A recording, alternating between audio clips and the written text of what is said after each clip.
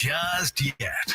Woohoo! USA! USA! We have an action-packed hour for you 6 p.m. drivers. Would I rather be feared or loved? Easy, both. I want people to be afraid of how much they love me. Matt Skraby wraps up a full day of live and local sports talk. And that is the whole problem with aliens. You just can't trust them. Occasionally you meet a nice one, but usually they turn out to be some kind of big lizard. The Skraby Show starts now on 97.3 The Fan. Hello and welcome to the Skraby Show. I personally hate it when I am hanging out with an alien and they turn out to become a big lizard. That's what I hate. Maybe that's my daily gripe. Finding out that the alien I'm hanging out with is a lizard. Not good. Not good, everybody. Thank you for joining me on Valentine's Day. If you are on your way to like a Valentine's Day dinner or a celebration, I hope I get you there safely, and I hope you have fun at your plans tonight. I am not doing anything tonight except for here with all of you, and I appreciate everybody already in the chat. Cactus Man, Evan, New York Mike, you guys are all there. Thank you very much for your for being here. Castro is also here. So if you want to watch the show, you can just go to 97.3 The Fan on Facebook, 97.3 The Fan on YouTube, Twitch, and X 97.3 The Fan SD. Oh, Cactus Man gave me some flowers in the chat. That's so nice. Thank you, Cactus Man. Prolific the Great here too. All of this stuff is good stuff. And I also got one of those little emoji reactions that is the little guy hugging the heart. That's very cute. It's very cute. Thank you for whoever put that on there. I'm trying to be funny and I'm trying to have a good, I guess, sense of humor right now because there's not much to have a good sense of humor about with what happened with the Kansas City Chiefs parade today.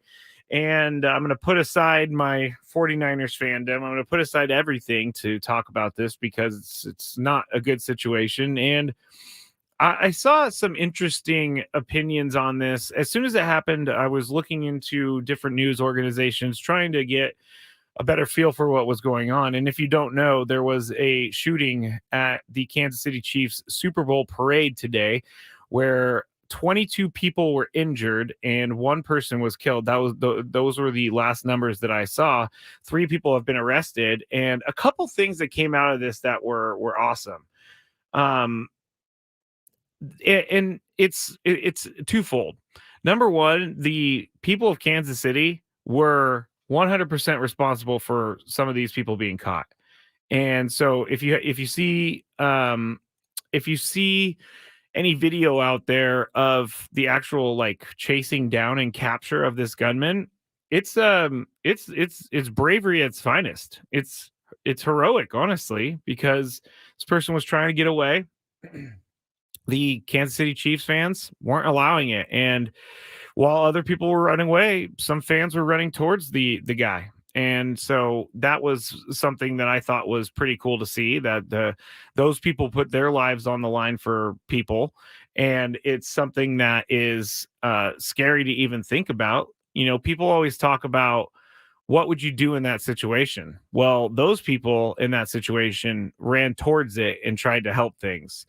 And I guess one of the opinions that I saw, and I am not a fan of what is happening when these shootings happen. And that is basically just a bunch of people yelling back and forth at each other about certain things. Like, should we get rid of guns? Should we put more strict gun laws out there? And I'm not going to go either way here, but I'm going to say that we need to be working on a solution rather than a problem. And it just seems like we keep circling back to this place all the time. And it's pretty frustrating. I think all of us now, and if you're not any different, or if you have any thoughts about this, you can chat me in the YouTube chat, search 97.3 The Fan. You could also tweet me at Matt Skraby. But whenever I go to places now, every single time I go to a Padres game, I look around for the best available place to go if anything happens. And a couple years ago, for example, when the Padres were in Washington to play the Nationals and they had a shooting outside of the stadium that ended up, being pretty scary there for a second because there was an active gunman and the Padres players were in the dugout. And then you all remember when Manny and Fernando ushered some of the fans into their dugout. But think about how crazy that was. Think about how scary that was. And we were 3,000 miles away. But it's happening more and more at these sporting events. It's happening more and more at these events that are huge. And I think I want to come up with a solution. I don't want to just keep going over the same thing over and over again. And I feel like a lot of our history, I know I'm I guess lecturing right now, but I feel like a lot of our history is just one big circle and we don't learn anything from it. And this is another one of those things because we can sit there and yell at each other from across the aisle for as long as we can or as long as we want, but nothing's ever going to get fixed. And actually, New York Mike 8 has a pretty good suggestion for what we should do. Mental health awareness. Yeah. I'm someone who talks about mental health all the time. I'm someone who believes in mental health awareness. And again, we're going to find out more information about these people that did it, but you can't think that there's not something going on. And even if we're going to expand out a little bit, the kid who had his parents helping him in, I believe it was Pennsylvania, or his mom was not really paying attention to him. He was a kid who asked for help many times, or at least he asked the public figures for help. His parents, he also asked some of the people at school for help, and they didn't get him help. So if we're going to tell people to ask for help, we better be able to help them when they come to us, because then some of these things could stop happening. But you can't tell someone that mental health is a problem, but then not offer any programs, not offer anything that can help people. And I was someone who was a non-believer in mental health before I got help. And so I think there's people out there that believe that their mental health is fine, but in the back of their head, they know it's not. And so maybe they go ask for help, maybe they don't get help. And that's a huge issue for me.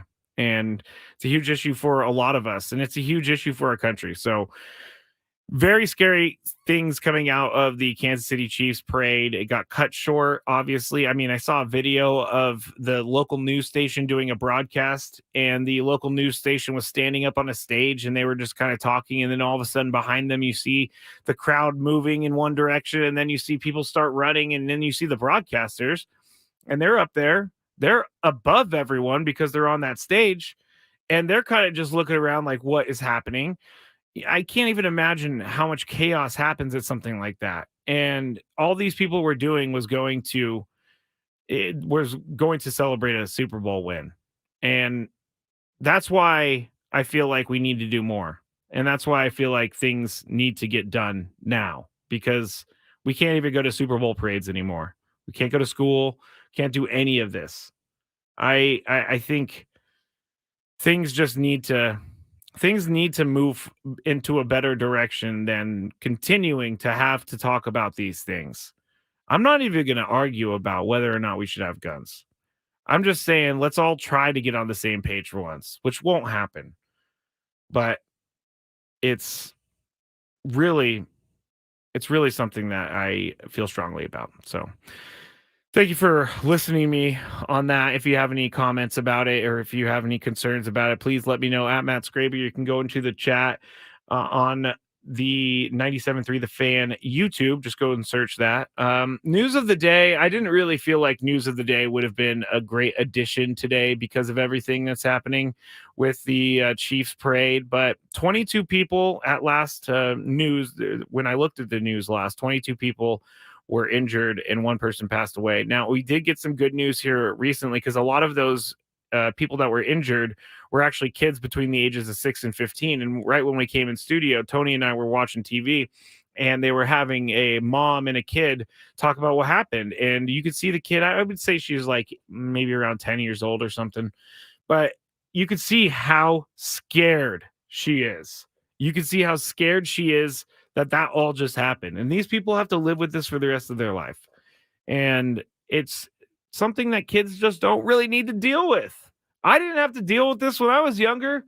I knew I grew up in a different time, but I didn't have to deal with all this craziness all the time. people take care of yourself. Please, people, take care of yourself. All right. Enough of that because it's just so sad and it just doesn't really make me feel good. So like I said, the news of the day, we're not going to really talk about that. So I'm just going to move into the rest of this show with that being discussed. And I promised you something yesterday. I never gave you this yesterday. And so I now am going to give it to you today. And it's the City Connect jerseys. And so we're going to go from a serious topic into the City Connect jerseys because that's the only way I think that we can really move forward and feel good here tonight during the Skraby show. But there are going to be 9 teams that are going to be unveiling their City Connect uniforms. I feel like this has taken forever. Well, it kind of has because it started in the 2021 season. But these teams are the ones that are going to be unveiling their jerseys this year. Guardians, Tigers, Dodgers, which I already thought the Dodgers had one, honestly. I'm not just saying that because I want to take a shot at the Dodgers. I honestly thought they already had one. Twins, Mets, Phillies, Cardinals, Rays, and Blue Jays. Now, some of these teams are very they're very old. And they're some of the teams that started baseball. So I'm curious to see what these teams do, like the Phillies, like the Cardinals, like the Blue Jays, like the Twins, or I should say the Tigers, one of the oldest teams ever. I'm really curious to see what they're going to do because I like to see what kind of history they mold into the City Connect jerseys. And they are actually also they are also doing, I guess they're changing the material, but they call it the Nike Vapor Premier jersey, and it's going to be worn by all teams this season. But apparently, it was developed over multiple years, and it was engineered to improve mobility, moisture management, and fit while keeping sustainability in mind and bringing inspiration and innovation to athletes. Don't really know what a jersey being redesigned helps to bring innovation to athletes or athletes innovating, but there you go. So new material this year. 9 new City Connect jerseys this year. The Padres are not on that list. The Padres are not going to be getting a new one, so you can keep wearing your City Connect jerseys that you already have. And we'll see when they retire those. We'll see when, I guess, maybe after this season, the City Connect jerseys are going to be retired and they go with something else. But I have really enjoyed over the last couple of years seeing all these uniforms, and I really like the Padres. I know that the Padres is not really, some people just don't like it at all. And I can understand that because it's completely different from anything that they wear. But I personally, at a home game on a Friday when I'm there, I love seeing the board change colors. I love seeing the teal and the hot pink and all of that with the graphics. I think it's pretty good. I think it's a good color scheme. And I wouldn't really know about a good color scheme because I barely know what makes purple, which I found out, I believe it's blue and green. So there you go. Blue and green out there. If you want to make purple, I think someone's going to correct me on that. Promise you that they will correct me. All right. That's it for the City Connect jersey talk. When we get back, we're going to dive into dive into the Padres spring training. We're going to hear from Jake Cronenworth. We're going to hear from Mike Schilt. We're going to hear from Fernando Tatis Jr. And if you want to join us too, you can. You can tweet me at Matt Skraby. You can also go on the YouTube chat, 97.3 The Fan. But when we get back, we'll hear from some players from spring training. Get caught up with those guys on 97.3 The Fan.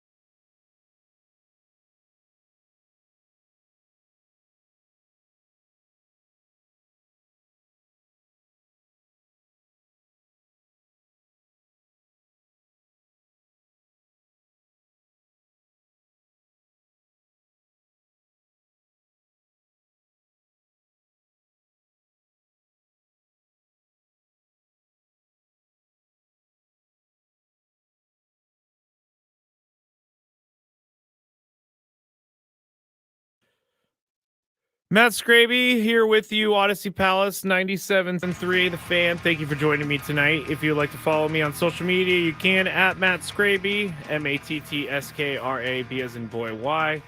And I told you that people would let me know if I was wrong about how to make purple. It's blue and red makes purple. So thank you to all of you in the chat who said that. Of course, I got it wrong because I am not an artist. I'm actually one of the worst artistes. I can't draw, I can't paint, I can't sculpt, can't do much of anything in the art department. So good luck to all of you out there with the art skill. I would love to have part of your art skill if you would like to share it with me.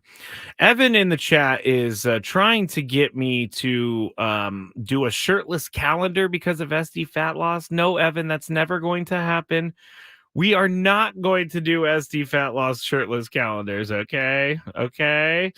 So Cactus Man says, you do radio art, Skraby. Thank you, Cactus Man. I really didn't think about it like that, but thank you for that. I guess I do. Everybody does their own thing. Whatever they're great at, that's their art. So I'm going to go with that, but I just can't draw. It's some of the worst. Some of the worst. Annabelle says, oh, Matt, we can make calendars for you. No calendar for me. No shirtless calendar for me. It's not happening. I'm sorry. Can't do it. Grew up very self-conscious about myself. But now that I've lost weight due to SD fat loss, still not going to do it. Still not going to do it. Someone asked me, are you still dieting? And I said, yes. And it's not even that big of a deal. Actually, here, I'm going to bring it over and show the camera. I'm about to eat my broccoli and my meatloaf. So there it is for everybody. I'm really loving it. Just check out my Instagram at Matt Skraby. Anyway, let's move into the Padres players. Let's move into spring training. And a lot of the guys are starting to show up. A lot of the guys are starting to get ready for this season.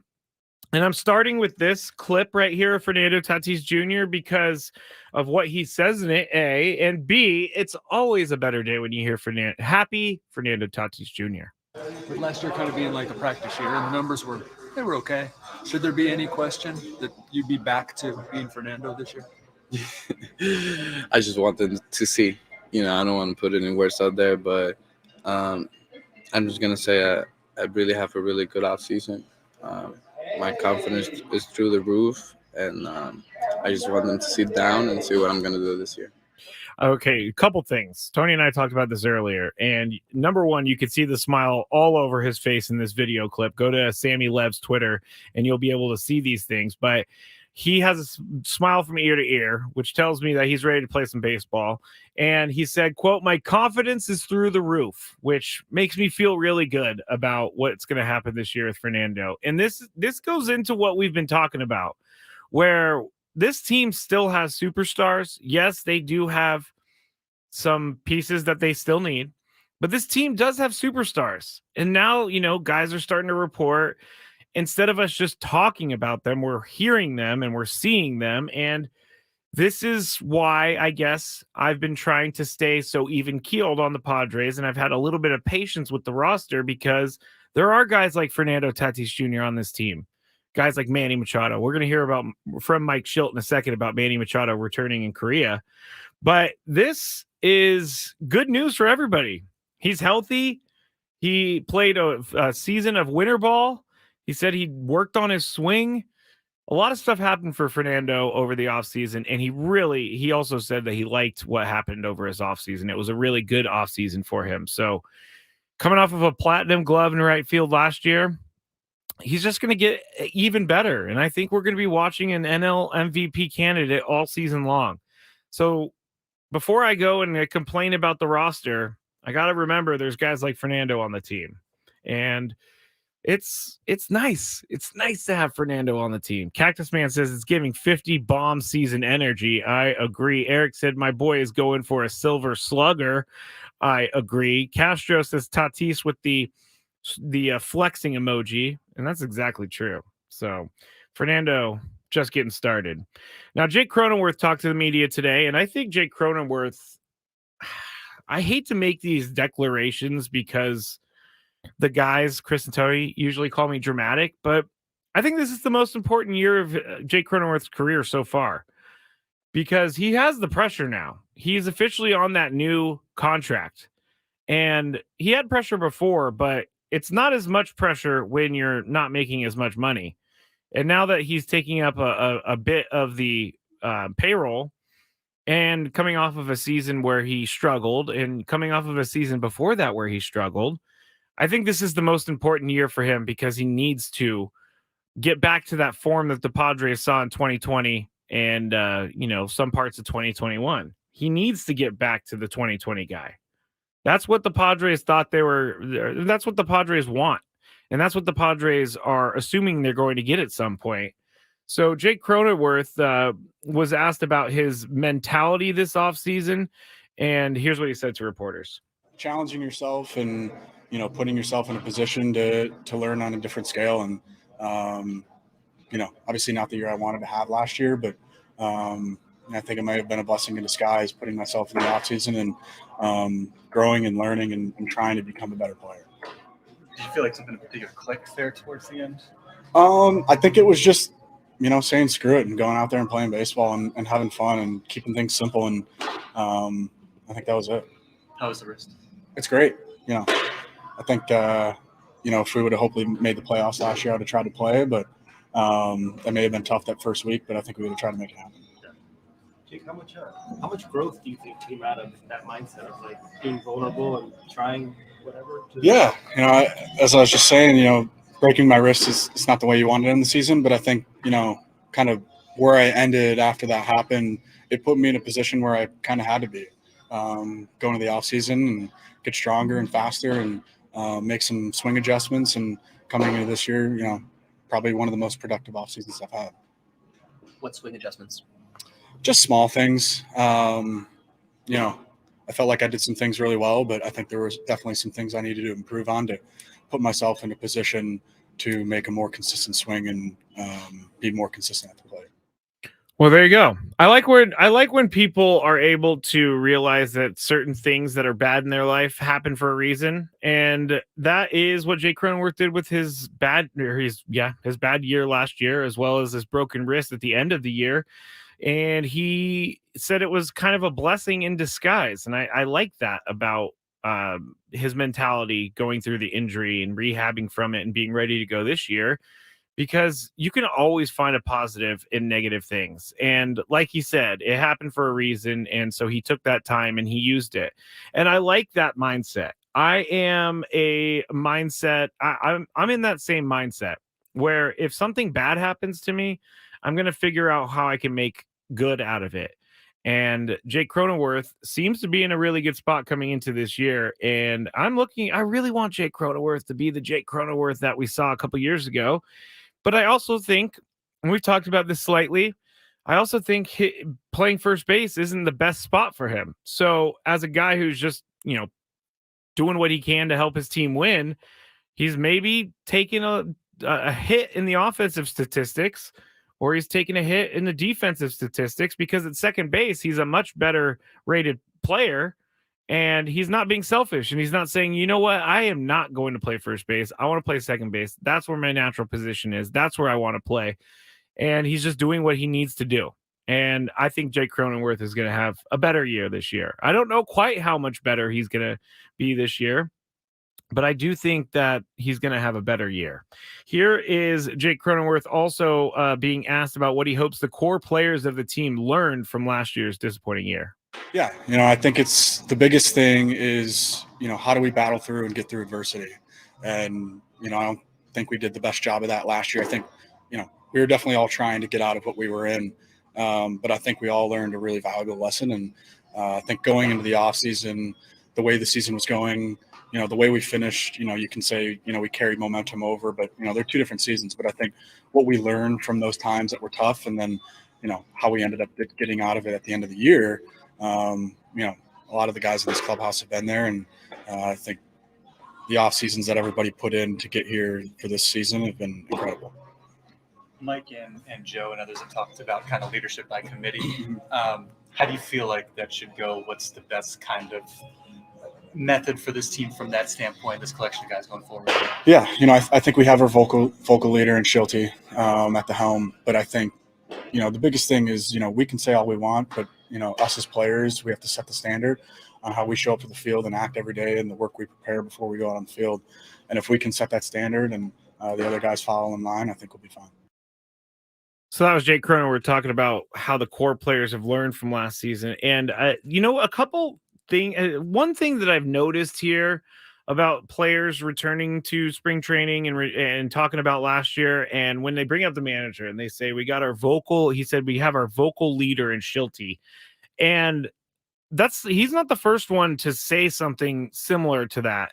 And I would have to go through a lot of audio to find all the other instances of that. But I guess last year we were saying that the players like to play, and I don't doubt that the players I don't think that the players do not like playing for Bob Melvin or did not like playing for Bob Melvin, but the vocal part is what catches my attention because that's something that was not there last year. And that's not,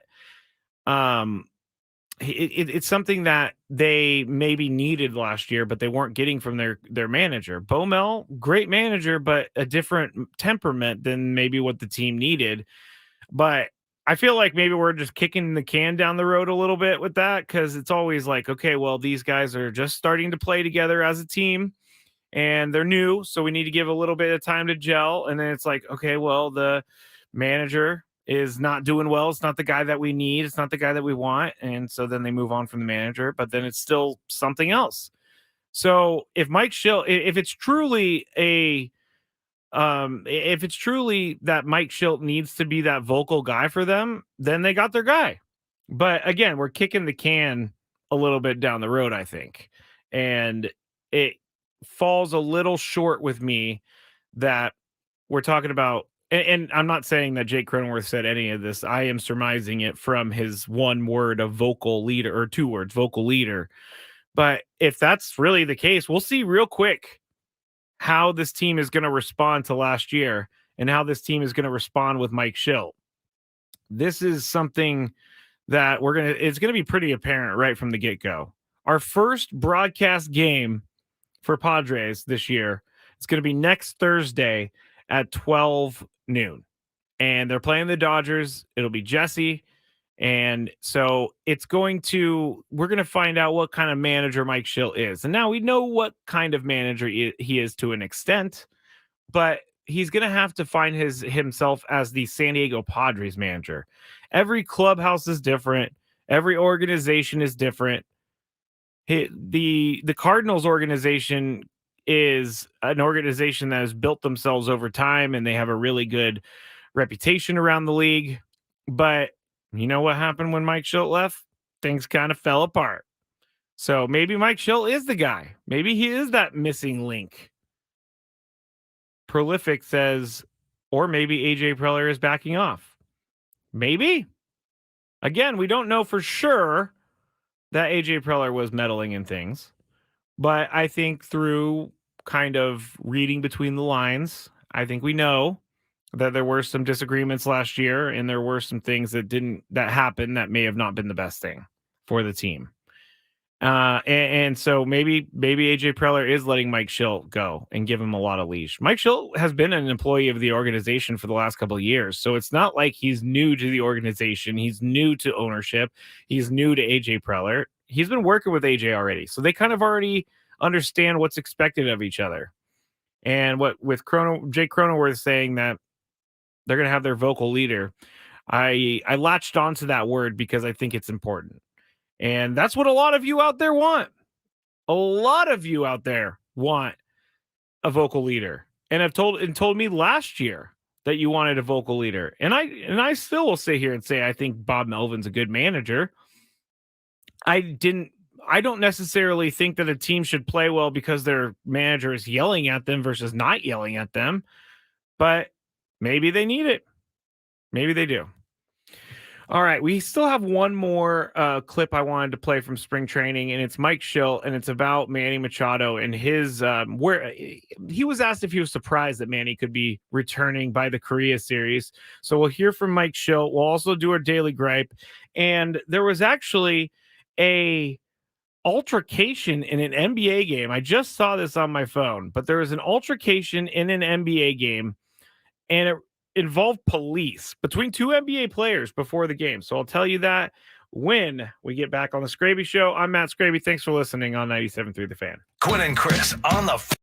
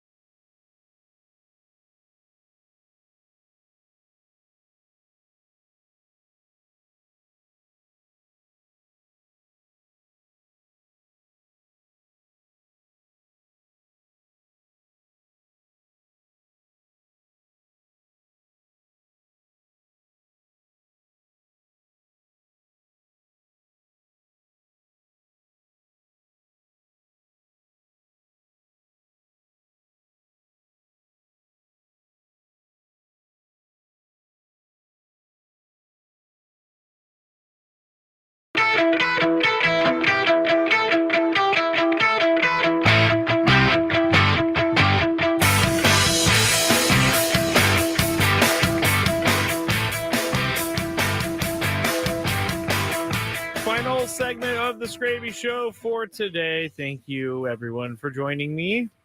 It's been kind of a long day, I'm not going to lie. And my daily gripe has something to do with why my day was a little bit longer. And, it's all about Lucky.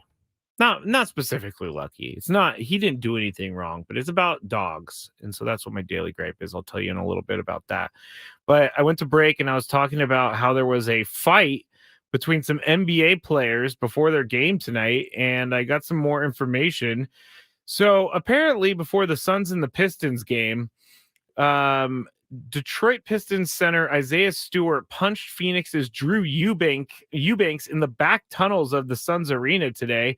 No one really knows why it started, why the altercation started, and the NBA is expected to look at the cameras that were in the hallway, but Shams Charania said both Stewart and Eubanks were going chest to chest before a swing to Eubanks' face connected on Wednesday, sources said. Both were separated, and there is police presence involved with the situation in Phoenix tonight. Not good. Don't punch people before NBA games. NBA just, is not really a fan of fighting in general just because of what happened in the past, but it's not good for Isaiah Stewart if he really just punched him right in the face. But if police is involved, I wonder if they're going to press charges because police was involved. It's a sucker punch, they're calling it. I don't know. Guess they have some beef or something like that. Right now, the Suns are winning 37-25 at the end of the first quarter. Now, Mike Schilt was also actually, before we go to Mike Schilt, I want to talk about this real quick. It just popped up on my phone in the break. But we've brought up Chandler Jones on Gwynn and Chris many times. He was a former Raider, or he most recently played for the Raiders in the NFL. But he, since September, has had some real hard, tough times, and it seemed like he was going through a mental health break, talking about mental health. And he was posting these crazy things. He said that the team had sent a crisis response team to his house. And then he said that Josh McDaniels and some of the other people in the Raiders were trying to murder people. And it was quite wild. And I felt bad for the guy because he was obviously having some sort of issue in the public eye. But he tweeted out today, which always scares me because, the last couple times he's tweeted out has been craziness. But it seems like things are going in the right direction for Chandler Jones, and that helps. That makes me feel really, really good for him. He posted this: over the past few months, I've been dealing with some personal matters, but I'm happy to share I'm feeling much better now. I want to express my heartfelt gratitude to my family, friends, and fans for your unwavering love and support. Additionally, I want to offer a sincere apology to anyone I may have unintentionally offended. Your understanding and support mean the world to me.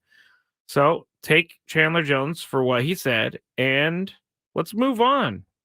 I know that he said crazy things. He doesn't have to apologize to me or you. He has to apologize to the people that he affected. But I'm glad that he is able to get some help. And like we talked about earlier, when people say they need help, listen to them. Don't look the other way.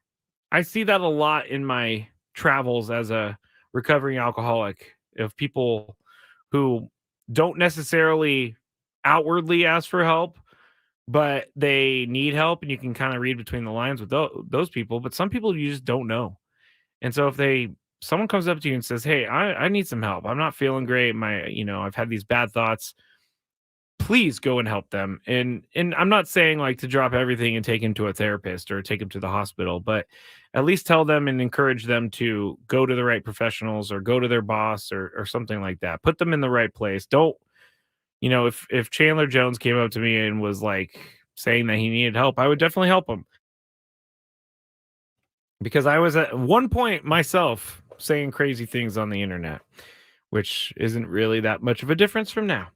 All right. Mike Schilt, manager of the Padres.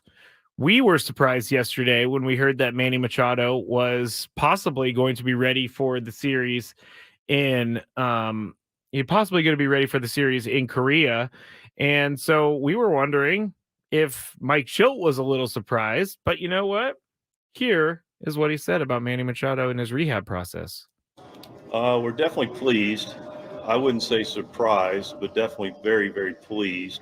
Um, ball's coming out really good. I didn't see anything with any forced actions. Everything looked natural. Looked like Manning looked really good. So really pleased. And again, credit to Manny for what he's done, and he's in a good spot. I know you said you listened to how he feels, but do you expect him to be playing third base on March 20th? I think there's a good opportunity for that. I'll clearly reserve the body of work takes place between now and then. But I know his head has, of course, it has a desire for him to be at third base on March 20th. He's tracking in a really good spot to get there, but I can't say anything in absolutes. But he's in a good place to put himself in a position to be there on March 20th. What are your defensive options there if he needs to start the season at DH or take a few days here and there? Yeah, I mean, so you've got good news is, it wouldn't be good news if Manny wasn't there. Obviously, he starts maybe DHing, but the good news as a secondary alternative was, Kimmy won the Gold Glove as a utility role, so that could be a possibility. Rosario went out and had a good winter ball, played well at the end of last offseason at third base when Manny was out. So clearly an option. Matt Batten played a nice third base and did a good job. And has had a really good offseason. Is coming in looking good as well. Tyler Wade, utility guy that's had some, 4 years of big league time. So, we got McCoy competing for an infield spot. So that's a good list of guys right there that have some opportunities. But we're clearly looking for Manny to be there, but we'll see what we have when he gets there. All right, so a couple things about that. Mike Schilt clearly knows that Manny's ahead of schedule, and he knows that there is a big possibility. So I want to go back to the question of, will he play third base on March 20th? Here it is. I know you said you listened to how he feels, but do you expect him to be playing third base on March 20th? I think there's a good opportunity for that. Well, that is much better news than we saw or we heard originally. We thought it was going to be like a 4 to 6 month injury, and he took a good long 3 seconds to decide whether or not or where he wanted to go with his answer, because obviously he doesn't want to lock Manny into something and he doesn't want to lock himself into something. But those are encouraging words from Mike Schilt. 100% encouraging words from Mike Schilt. If Manny ends up not, even if he's just a DH for the first couple weeks or a month of the season, if he is not able, or if he is able to play, this season's already starting off on a good note, because we thought we were going to be dealing without him for a little bit here to start the year. But like I said, even if he's able to DH, I'm not even talking about playing third base. Any form of Manny Machado in the lineup is a good form of Manny Machado in the lineup. Prolific says on the chat, ain't no way Manny Fielding practicing the way he is and won't start. I kind of agree with you. Prolific. I was surprised to see him throwing from third to first the other day after he got his elbow surgery on his throwing arm. And I was surprised to see how much he was taking part in. And Manny doing everything that he needs to do to come back and make sure he doesn't miss any time, because there's one thing that I know about Manny Machado that I've learned over the years, and he likes to post. He wants to play as many games as he can through every single year. He wants to play 162. Now, he's probably not going to play 162, but Manny being in the lineup, even just for a DH, is good. And I'm seeing he looks like the Manny we know. Yes, he does look like the Manny we know. And I already feel, and I don't know why I feel this way. This is not like a measured reaction. It's I feel like this offseason's different so far. The start of spring training is different so far. Because last year, the last couple spring trainings have started a little strange, to say the least. Because the last or 2 spring trainings ago, it was everything with Fernando and hurting himself in the offseason. So that was not good. And then everything else where it caused him to miss the 2022 season. And then last year, it was Joe Musgrove dropping a kettlebell on his foot, knock on wood, everywhere. And so that was kind of strange. But this year, it seems like everybody's in a good place. And it seems like this spring training is a little bit more comfortable. I don't know why I feel that way because I haven't been out there yet. But I do feel just by the temperament of everybody, I think it's a good sign. Very good sign. James says, dude is a gamer by all means. He will be back. Yes, he will. He is a gamer. Sorry, I was reading another one. I'm trying to read. Okay, here we go. Cactus Man. If Manny was with Dodgers or Yankees, come on. He would be talked about all year. Manny deserves his respect. I agree. He definitely needs to deserve, or he definitely deserves more respect from the rest of the league. But Manny Machado, possibly going to be in that lineup for March 20th, I believe, in Seoul, South Korea. Definitely something I want to see 100%. All right. I think it's time because I have a good one, a good gripe, and we are coming to the end, and I'm looking for my gripe open. But here it is. What's annoying Skraby today? Let's find out. It's time for the Daily Gripe.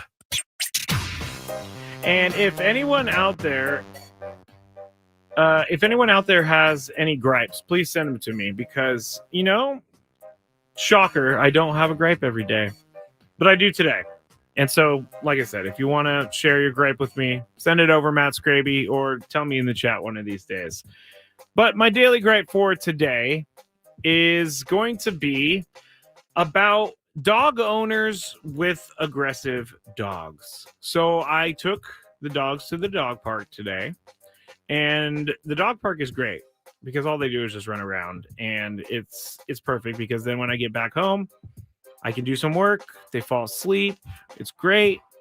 But something that's been happening here recently is this one dog owner, they come to the park and they won't unleash their dog, even though it's an unleashed park. But they also, the reason that they won't unleash their dog is because the dog is not the nicest dog in the world. So this dog and this owner were kind of walking around, and one of my dogs ran up to, it wasn't Lucky, it was the other one, Kelly. Kelly ran up to this dog and was just trying to say hello. Kelly's very friendly. She has her tail in the air. She's wagging it. She just wants to say hi. And this dog, like, rah, snaps at her. Which, okay, I'm fine. I can go get her. But the dog owner started yelling at my dog. And I couldn't have it. I wasn't having it. I woke up on the wrong side of the bed this morning. Maybe. I'm actually in a pretty good mood now. But when this person yelled at my dog, I saw red. And I started, not yelling. I'm not someone who's a yeller or very aggressive in public, but it's, I started saying, like, why are you bringing an aggressive dog to the park? And they were saying, well, it's a park. I can come to the park if I want to come to the park. And I'm like, why are you so upset that my dog came over to say hi to your dog at the park? And this person had no answer for me. And they just kept fumbling on their words. And so I went over, I got my dog, and I was bringing her over, trying to get her on the leash. And then this dog was now starting to bark at my dog. So things got a little crazy, got a little heated. And I told the person, take care of your dog.